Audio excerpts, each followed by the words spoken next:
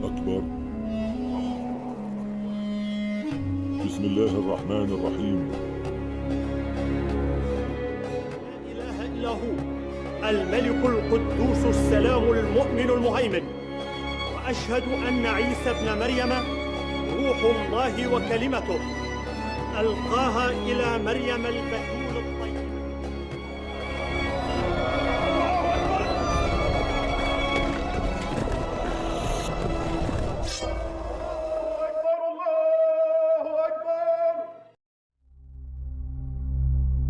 Assalamualaikum sahabat muslim, kembali lagi bersama Fakta Islam.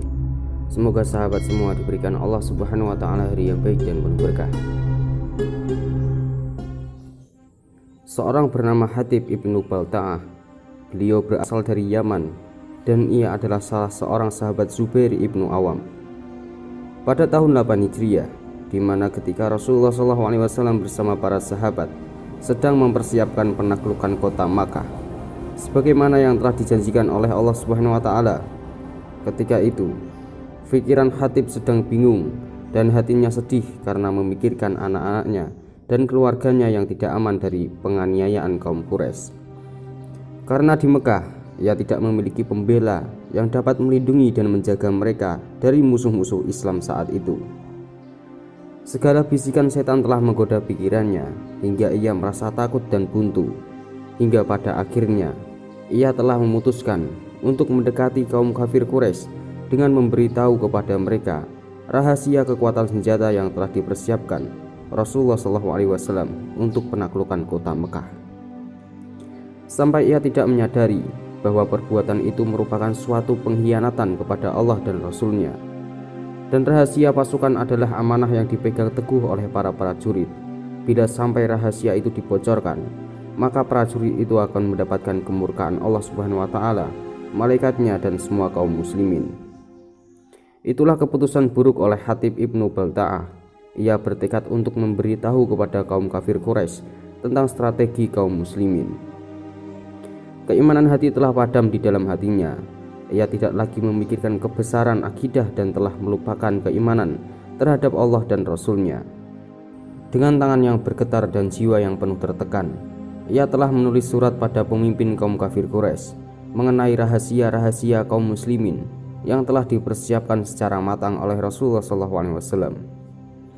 Surat itu diserahkan kepada seorang wanita. Dia menyuruh wanita itu agar menyembunyikan surat itu di sanggul rambutnya, sehingga ketika ada seseorang yang menghadangnya, maka surat itu tidak akan diketahui. Dan ia telah berjanji kepada wanita itu akan memberi hadiah yang mahal jika surat itu telah sampai di tangan pemimpin kaum kafir Quraisy. Namun, baru saja wanita itu meninggalkan Madinah, malaikat Jibril alaihissalam segera memberitahu Rasulullah SAW tentang apa yang telah dilakukan Hatib. Maka Rasulullah segera memanggil Ali bin Abi Thalib dan Zubair ibnu Awam dan berkata, "Kejarlah wanita itu. Dia memberitahu surat Hatib untuk para pembesar kaum Quraisy, berisi bocoran persiapan yang telah kita sempurnakan untuk menaklukkan mereka." Lalu dengan cepat Ali bin Abi Thalib dan Zubair pun keluar mencari wanita itu, dan keduanya telah menemukan wanita itu di daerah Rudhokah. Dan saat Ali bin Abi Thalib menyuruh wanita itu agar mengeluarkan surat Hatib, wanita itu tidak mengakui kalau ia tidak membawa surat. Maka Ali bin Abi Thalib pun berdiri dan memeriksa kendaraannya, tetapi Ali tidak menemukan surat itu. Dengan marah, Ali bin Abi Thalib menatap wanita itu sambil berkata, "Aku bersumpah kepada Allah bahwa Rasulullah tidak pernah berdusta." Setelah Ali bin Abi Thalib telah mengatakan itu, wanita itu berkata, "Berpalinglah." Setelah itu Ali bin Abi Thalib membalikan badan. Kemudian wanita tersebut membuka ikatan rambutnya dan mengeluarkan surat darinya. Lalu ia menyerahkan surat itu kepada Ali bin Abi Thalib. Lalu kedua sahabat Nabi itu segera kembali kepada Rasulullah SAW dengan membawa surat Hatib.